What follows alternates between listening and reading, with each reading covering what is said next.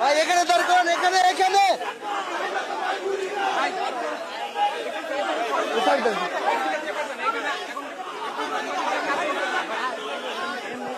ভাই ভাই আপনি ভাই ভাই ভাই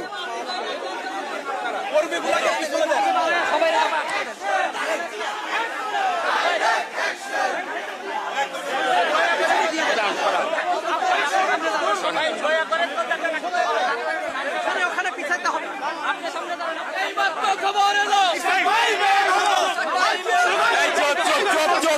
স্লোগান বন্ধ, স্লোগান বন্ধ, ব্রিফিং দাও।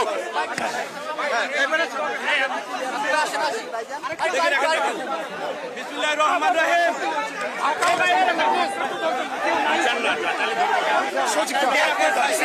ধরবো কেমনে? আমি আগে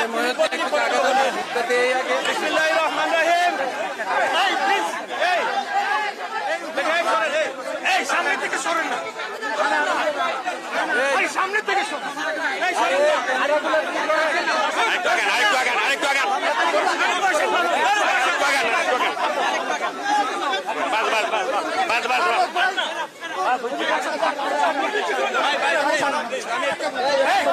এই চুপ চুপ,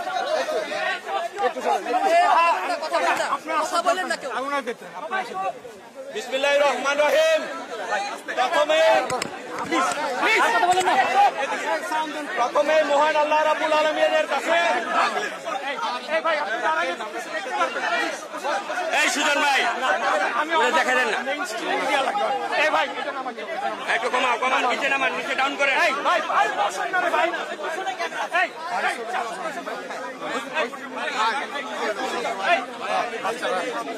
ভাই ঠিক আছে, এখন ঠিক আছে, এবার ঠিক আছে। বিসমিল্লাহির রহমানির রহিম। আবার আপনি আসছেন কেন এই দিক দিয়া? সাইড দিয়ে দেন। বিসমিল্লাহির রহমানির রহিম।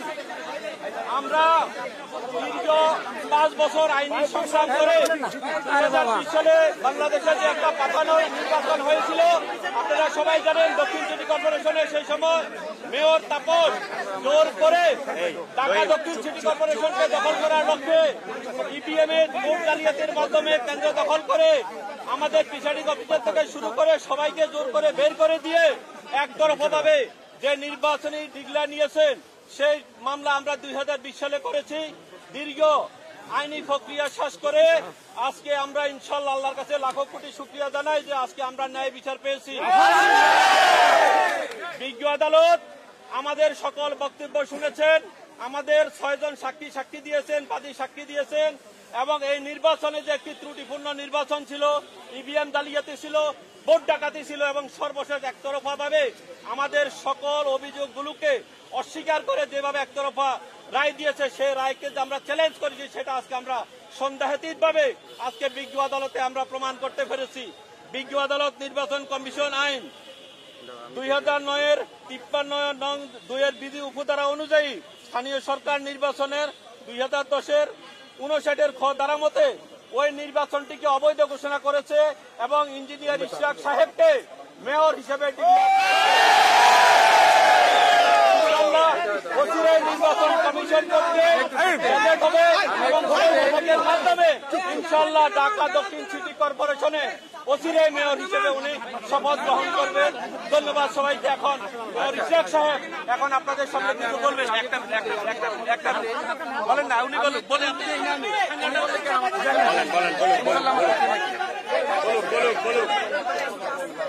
দাঁড়ান একটু দাঁড়ান। তোমরা আবার চেহারা দেখো,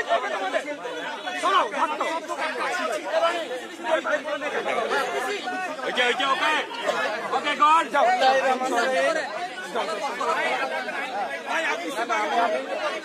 ঠিক আছে, বলেন। এইটা আমাদের একটা গণতন্ত্রের মহাবিজয়। আমাদের দেশে যেভাবে একটা কালচার গত ফ্যাসিস্ট সরকার গড়ে উঠেছিল, যে ভোট জালিয়াতির মাধ্যমে, লুটতরার মাধ্যমে সন্ত্রাস তৈরি করে ভোট কেন্দ্র দখল করে যেই অনিয়মের মাধ্যমে একটা ইলেকশন করেছিল, সেই ইলেকশনে এবং সরকারের নির্বাচন কমিশন এবং কমিশনের যে লোকজন তারাও সহায়তা করে যে এক পেছে রায় নিয়েছিল, আজকের বিজ্ঞ আদালত এই 5 বছরের আইনগত প্রক্রিয়ার মাধ্যমে সেই রায়টাকে বাতিল করেছেন। সেই রায় বাতিল করে আমাদেরকে এই আগের যে মেয়র ছিল, যিনি ঘোষিত তথাকথিত মেয়র ছিলেন, ওনার এই মেয়র পদ বাতিল করেছেন এবং ওই গ্যাজেটও বাতিল করার নির্দেশ দিয়েছেন। এবং সাবসিকুয়েন্টলি আজকের যিনি এই মামলার প্রার্থী ছিলেন আমাদের ইঞ্জিনিয়ার ইশতিয়াক হোসেন, ওনাকে এই পরবর্তী এখন থেকে মেয়র হিসাবে বিজ্ঞ আদালত ডিক্লার দিয়েছে এবং এই ডিক্লার অচিরেই গ্যাজেটের মাধ্যমে কার্যকর হবে। ধন্যবাদ। একটু জানতে চাই, এই যে এতদিন পর আজকে আপনি বিজয়ী হলেন, আপনার এই নির্বাচিত হলেন, নির্বাচনটা তো ওই সময় আপনারা বলেছিলেন বিতর্কিত হয়েছে, সেই বিষয়টা আসলে জানতে চাই। বিসমিল্লাহির রহমানির রহিম।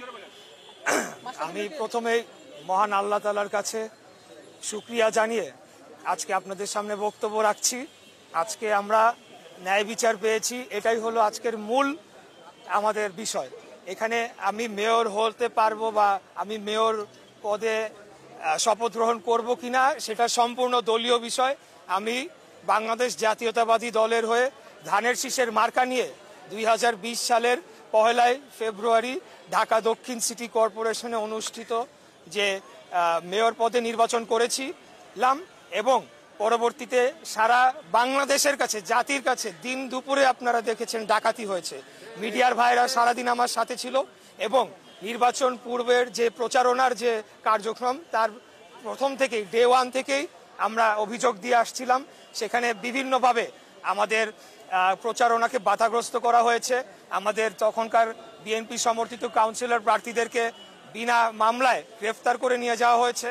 আমাদের প্রচারণার মাইক ভাঙচুর করা হয়েছে, পোস্টার ছিঁড়ে ফেলা হয়েছে, আমাদের শেষ দিকে গিয়ে আমার মিছিলের উপরে হামলা পর্যন্ত হয়েছে এবং আমাদের বহু নেতাকর্মীদের মেরে রক্তাক্ত করে ফেলা হয়েছে। সর্বশেষ নির্বাচনের দিন আমি মিডিয়ার সমস্ত ভাইদেরকে নিয়ে বিভিন্ন কেন্দ্রে যাই। সকাল 9:30 পর্যন্ত তারা কেন্দ্রই খোলে নাই। 9:30 থেকে 1 ঘন্টা 1.5 ঘন্টার মতো কেন্দ্র কয়েকটা খোলা ছিল, তার পরবর্তীতে সমস্ত কেন্দ্র বন্ধ করে দেওয়া হয় এবং সেখানে ব্যাপক কারচুপির মাধ্যমে ভোট জালিয়াতি করে আমার যে ভোট হয়েছিল, আমি যে সংখ্যক ভোট পেয়েছিলাম সেটির থেকে বেশি ভোট দেখানোর জন্য দিনব্যাপী তারা কারচুপি করে। তো সেই বিষয়ে আমরা তখনই মামলা করেছিলাম সমস্ত নথিপত্র প্রমাণাদি দিয়ে, যেটি ইতিমধ্যে আমাদের আইনজীবী যারা রয়েছেন তারা আপনাদের কাছে ক্লিয়ার করেছেন। তো আমি যেটা বলতে চাই যে সবচেয়ে মূল বিষয় হচ্ছে যে আজকে ন্যায় বিচারের আমি পেয়েছি এবং বাংলাদেশে ন্যায় বিচার ফিরে আসুক, জনগণ যে একজন সাধারণ নাগরিক যাতে তার ন্যায় বিচারটি পায় সেটির ধারাটা যে শুরু হচ্ছে বা শুরু হয়েছে খুনি স্বৈরাচারী ফ্যাসিবাদী হাসিনা সরকারের পতনের পর, সেটির ধারাটা অব্যাহত থাকুক এবং পরবর্তীতে বাংলাদেশে আমরা সর্বস্তরে ন্যায় বিচার প্রতিষ্ঠা করতে পারি। এটি হচ্ছে আমাদের মূল উদ্দেশ্য, মূল লক্ষ্য। ধন্যবাদ সবাইকে। ওই সময়ে 16 বছরে যত ইলেকশন হয়েছে সবগুলোতে তো কারচুপি হয়েছে, তার মানে কি তাদের সময়কার সব ইলেকশনগুলো কি অবৈধ? আমি বলতে চাই যে আমি অন্য নির্বাচনের বিষয়ে মন্তব্য করব না। ঢাকা দক্ষিণ সিটি কর্পোরেশনে 2020 সালে যে নির্বাচন অনুষ্ঠিত হয়েছিল তার পরবর্তীকালে আমরা নির্বাচনী ট্রাইব্যুনালে দেশের বিদ্যমান আইন অনুযায়ী মামলা করেছি। সেই মামলায় আমরা আদালতে লড়েছি এবং দীর্ঘ আইনি প্রক্রিয়ায় এখানে অনেক জটিলতা তৈরি করে রাখা হয়েছিল। এটা আপনারা ভালো করেই জানেন যে খুনি হাসিনার ভাতিজা খুনি তাপস সে নিজে আদালতে হস্তক্ষেপ করে আমাদের এই মামলার প্রক্রিয়াটিকে বাধাগ্রস্ত করে বন্ধ করে রেখেছিল। পরবর্তীতে 5ই আগস্টের পর আমরা আইনি প্রক্রিয়া অনুসরণ করে আদালতে সমস্ত তথ্য সাক্ষী প্রমাণাদি দিয়ে এবং মামলা লড়ে আমরা জিতে এসেছি। অন্যান্য নির্বাচনের বিষয়ে সেটা আমার দেখার মন্তব্য করার বিষয়। আমি মনে করি যে নিএম নুরুল হুদা সহ অতীতে রকিব কমিশন ছিল, হুদা কমিশন ছিল এবং সর্বশেষ কি নাম আওয়াল কমিশন, এই কমিশনে যারা সাংবিধানিক পোস্টে ছিল, আমি মনে করি যে বাংলাদেশের যে এই অগণতান্ত্রিক ধারায় বাংলাদেশকে ধ্বংস করার যে চক্রান্ত হয়েছিল, সেটা ফ্যাসিবাদী শাসন যে কায়েম হয়েছিল, সেখানে সাংবিধানিক পদে যারা ছিল তারা অবশ্যই তাদের দায়িত্ব এড়াতে পারে না, কারণ সাংবিধানিকভাবেই তাদেরকে সেই ক্ষমতা বলি দেওয়া হয়েছিল। তারা সম্পূর্ণ ইন্ডিপেন্ডেন্টলি, তারা কোনো কিছুর কোনো চাপে না পড়ে এবং কোনো কিছুর বশবর্তী না হয়ে তারা কাজ করবেন, কিন্তু সেটিতে তারা ব্যর্থ হয়েছে। একইরূপে আউয়াল কমিশন, রকিবুল কমিশন এবং হুদা কমিশন যারা আছে তাদের বিরুদ্ধে অবশ্যই আমি মনে করি যে একটা বিচারিক প্রক্রিয়া শুরু করা উচিত। ধন্যবাদ সবাইকে।